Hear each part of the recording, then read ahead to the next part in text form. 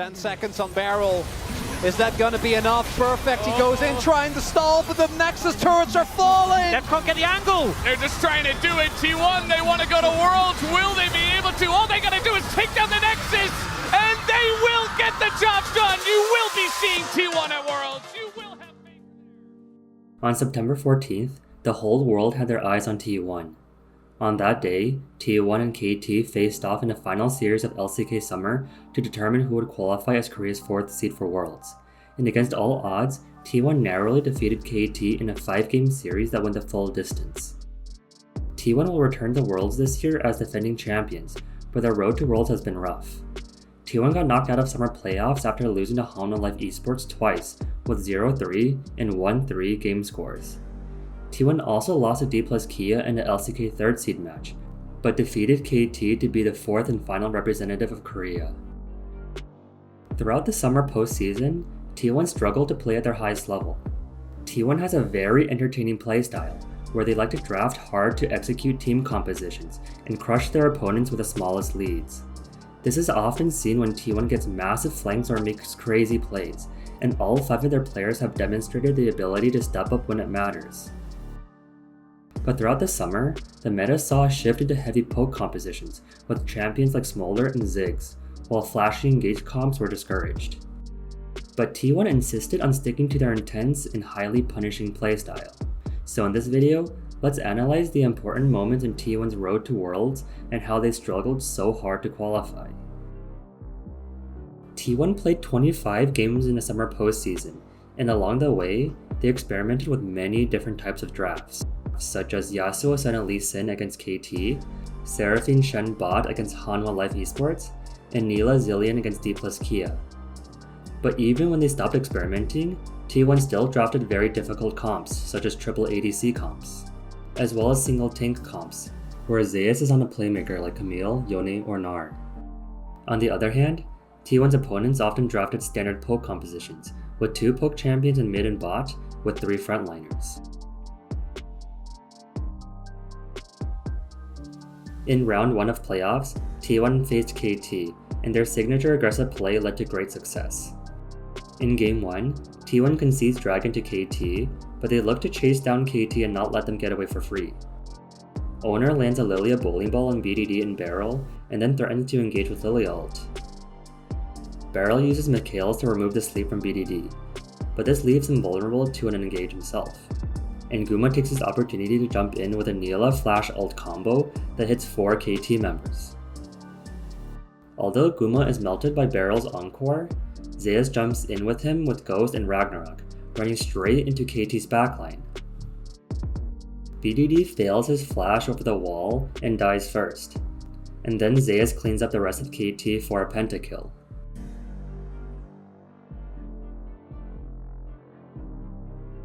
Later the same game at another dragon fight, KT are now on Soul Point, but T1 is late once again, while KT are setting up for their front-to-back comp. Deft and Barrel throw MF and Seraphine ult to punish T1 for contesting Dragon, but Owner clutches massively by stealing Dragon and preventing KT from getting Hextech Soul. Owner also jumps away from the Seraphine ult with Lilia W, that would have otherwise killed him with the Encore bullet time wombo combo. Zeus and Owner are both taken to half HP and are running for safety, while Perfect has a nasty flank angle from above with a blast plant. But what does T1 do? They fight aggression with more aggression, so Guma goes in with Neela ult, supported by Keria Senna ult that hits 3 KT members and burns BDD's Seeker's arm guard. In the meantime, Perfect flashes on Owner to try to burst him down, but in his dying breath, Owner flashes forward, cues BDD just out of stasis, and uses Lilia ult on BDD. But this time, Barrel is not here to use Mikhails, because he just failed to Guma. This fight on 3 fronts is T1's signature style, and Guma has little difficulty in killing Deft and BDD for a triple kill. Meanwhile, Faker and Zeus easily kill Perfect in a 2v1. Piosik manages to escape, but T1 won the fight by such a large margin that they end the game right afterwards. And in game 3, T1 runs a similar draft, with Zeus on Olaf and Owner on Lilia once again. And at this dragon fight, T1 secures Dragon without any resistance. In this situation, Many teams would use their inside track to rotate mid and siege an inhib turret. But this passive and methodical style is the opposite of T1. With Zeus on the flank from below, T1 looks to squeeze KT and pressure them into taking a suboptimal fight. Guma lands a chain of corruption onto Perfect, and Faker's Sand Soldiers bring Perfect to half HP. Then, Owner flashes forward to Q, ult, Perfect, and BDD. And in the meantime, Keria is wrapping around for a huge rel flank, and he is guarded by Barrel's Alistar. Deft and Pyosik throw MF and Sejuani ult to prevent any further aggression from T1, but Zeus has already ran past Perfect, and Faker glides over the wall. Both of them are laser focused on killing BDD. BDD is waken up early by Zeus' axe, allowing him to flash away from Faker's Flash Azir ult. But BDD still falls with Zeus and Owner trampling over his dead body. The camera finally moves up to Keria, and we see Keria's flank angle manifest in a 3-man rel ult, delivering Deft and Barrel in a silver platter to the rest of T1. Like most utterly destructive T1 teamfights, T1 ends the game off of this fight.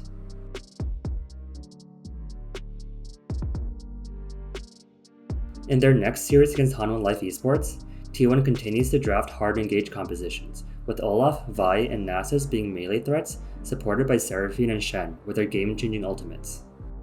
On the other hand, Hanwha Life drafted a standard poke comp, with Smolder and Ziggs with 3 tanks. So naturally, T1 plays to their strengths and they look to flank Hanwha Life at Dragon, with Faker arriving from mid and Owner from the jungle.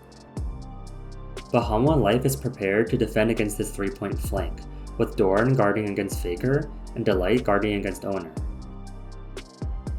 And as soon as Faker face checks the bush, Hanwha Life all look to punish him. Faker escapes with his flash, but now T1's flank setup is gone, so Hanwha Life are more than happy to continue this front-to-back teamfight. T1 and Hanwha Life then trade ultimates, with Viper flashing away from Guma's Seraphine ult, while he takes Guma to 1/3 HP with Ziggs ult. Hanwha Life simply have a better teamfighting comp, and they have no problem securing Dragon. Zeus and Faker are still lurking for a flank angle, but since Ziggs Satchel can single-handedly block T1's flank, Hanwha Life all in on the remaining 3 T1 members in an easy 5v3 before turning their attention to Faker and Zeus. Hanwha Life were able to counter T1's hyper-aggressive flanks without much difficulty with their meta poke comps.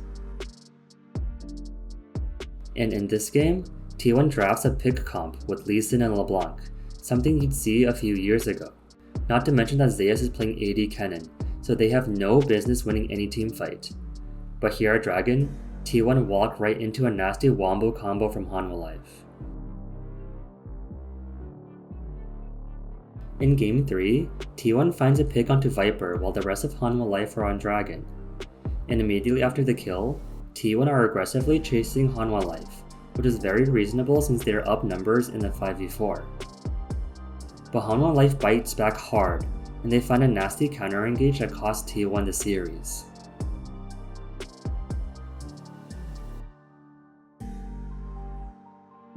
Throughout the summer playoffs, T1 doubled down on their identity of having Zeus being their main playmaker. This made sense because the AD carry meta shifted towards self-reliant ADCs, like Ziggs, Jhin, and Ezreal, while the mid meta favored scaling AD carries like Smolder and Corki. As a result, Zeus was often playing champions like Camille, Gnar, and Yone. For the most part, playing around Zeus worked very well, such as this game against D plus Kia, where he gets a quadra kill on Camille and ends the game 13-3. And again in Game 4, Zeus smurfs on D plus Kia with this massive Gnar play that gets him 2 kills at 6 minutes. As well as his solo kill where Zeus breaks Showmaker's ankles. This fight baits Kingen to use TP, and Kingen dies as well to Faker. With Zeus stepping up massively, T1 defeats D plus Kia for a rematch against Hanwha Life. But in their rematch against Hanwha Life, T1 fell short once again to Hanwha Life's excellent macro, shot calling, and mastery of the poke meta. In Game 4, T1 stood no chance, and they got poked out once again by Zeka's Smolder and Viper's Jhin, and Doran's massive flank on Nasus annihilated the rest of T1. This marked the end of T1's summer playoffs, but they still had regional qualifiers to play for.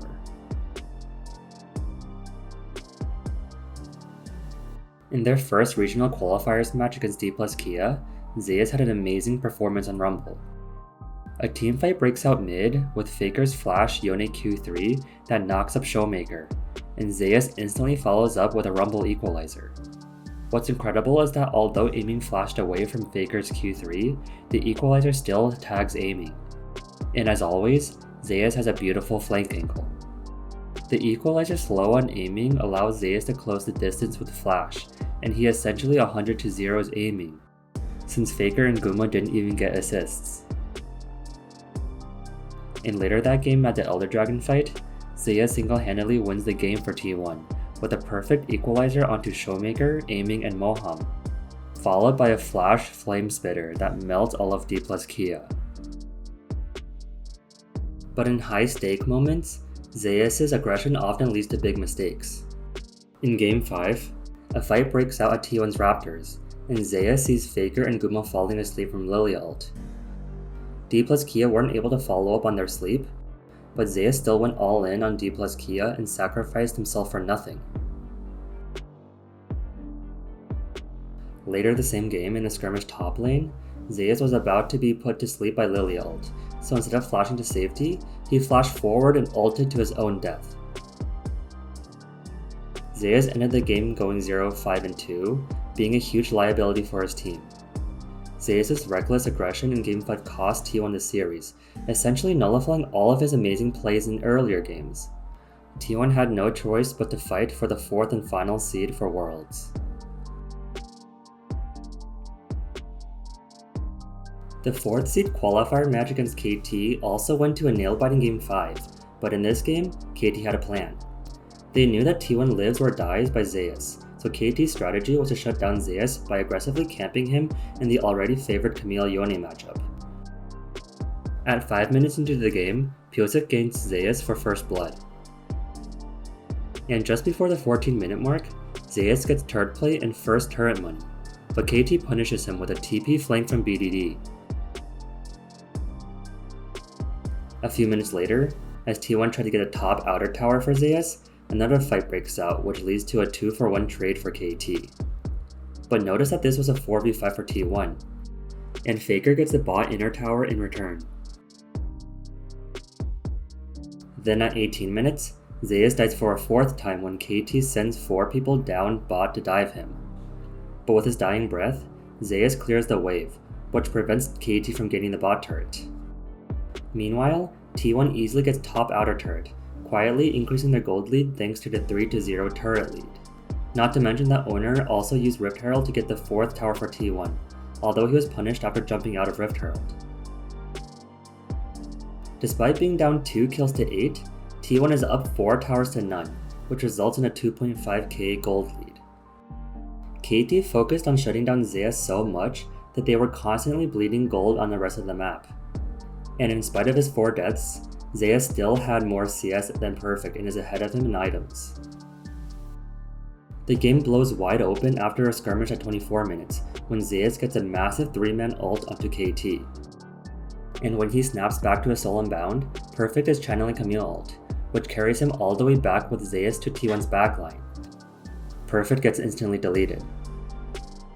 T1 then easily clean up the rest of the fight and get 4 kills for none, which leads to a Baron for T1. From this single fight, T1 easily snowballed their lead to a win and qualified for Worlds.